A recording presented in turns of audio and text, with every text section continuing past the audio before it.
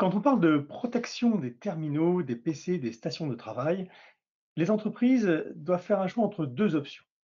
Mettre la priorité sur la sécurité ou mettre la priorité sur la satisfaction des utilisateurs finaux. Dans la pratique, donner la priorité à la satisfaction des utilisateurs finaux signifie souvent leur accorder des droits d'administrateur sur leur terminal. C'est bien pour les utilisateurs car ils peuvent exécuter toutes les applications et même installer les leurs, mais c'est un véritable cauchemar en termes de sécurité parce que les utilisateurs ont alors les plus hauts privilèges sur leurs terminaux et c'est précisément ce que les cyberattaquants recherchent pour entrer dans un système d'information. Dans cette configuration, tous les postes de travail sont des portes d'entrée potentielles pour les malwares et les cyberattaques. L'autre possibilité qui s'offre à l'IT, à droite du slide, est de donner la priorité à la sécurité des terminaux. La manière habituelle de faire est de supprimer les droits d'administration de tous les comptes utilisateurs, ce qui bien sûr protège de la plupart des attaques sur les endpoints.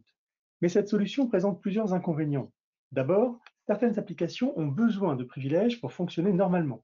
Un bon exemple est le client SAP. Et ensuite parce que dès que vous empêchez les utilisateurs de faire des choses auxquelles ils sont habitués, comme installer et utiliser une nouvelle application, par exemple, eh bien, ils se plaindront probablement au helpdesk, ce qui va générer des coûts internes supplémentaires et une chute de la productivité des utilisateurs. Parfois, le helpdesk redonnera des droits d'administrateur à l'utilisateur, et nous voilà de retour à l'option 1. Un utilisateur heureux, mais un PC vulnérable. Parfois, l'IT proposera une autre option que nous verrons plus loin et qui consiste à donner un compte spécifique à l'utilisateur, mais nous verrons aussi que cette approche est un retour en arrière à notre option 1. Le PC est de nouveau en danger. En fin de compte, quel que soit le scénario, la situation finale n'est jamais simultanément bonne à la fois pour la productivité des utilisateurs et pour la sécurité des terminaux.